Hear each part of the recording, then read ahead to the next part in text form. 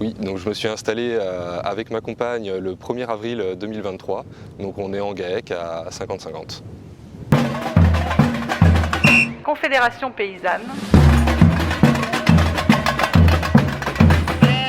Syndicat pour une agriculture paysanne et la défense de ses travailleuses et travailleurs.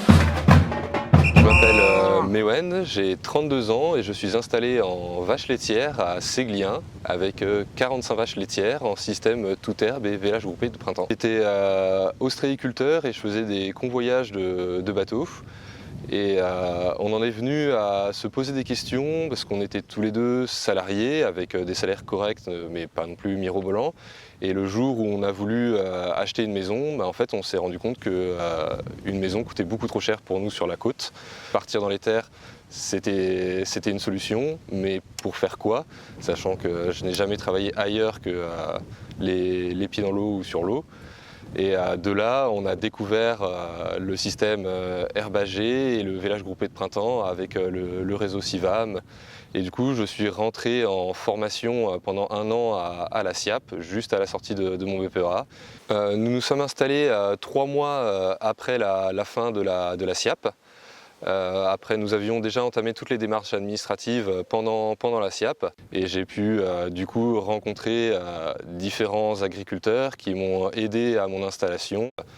C'est eux que je vais appeler si j'ai un souci avec une vache avant d'appeler le veto. J'ai trouvé la ferme pendant mon stage à la SIAP via une annonce posée dans le RDI. Et la SIAP m'a aussi beaucoup aidé pour les démarches administratives, puisque du coup on était une dizaine en cours d'installation. Et le fait de pouvoir en parler avec d'autres personnes qui sont en cours d'installation, de la lourdeur administrative de l'installation, de pouvoir répondre à quelques questionnements, c'est un énorme soulagement. Et aujourd'hui on se rend compte que c'est les fermes à taille humaine qui attire les jeunes agriculteurs qui s'installent hors cadre familial.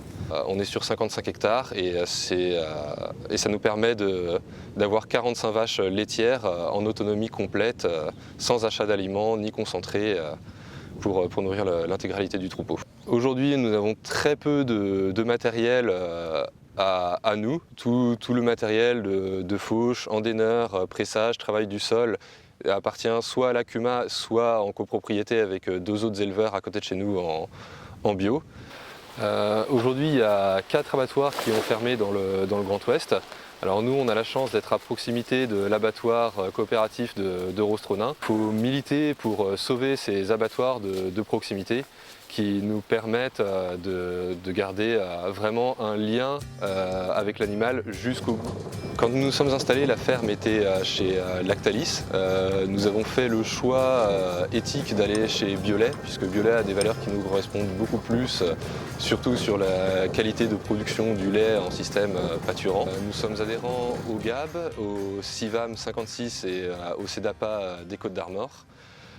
Ces groupes d'échange sont vraiment très importants pour nous, puisque c'est là où on pose toutes nos questions, là où on remet continuellement notre façon de produire en question pour toujours l'optimiser ou relâcher un peu la pression en se disant mais en fait on peut faire plus simple et travailler un petit peu moins.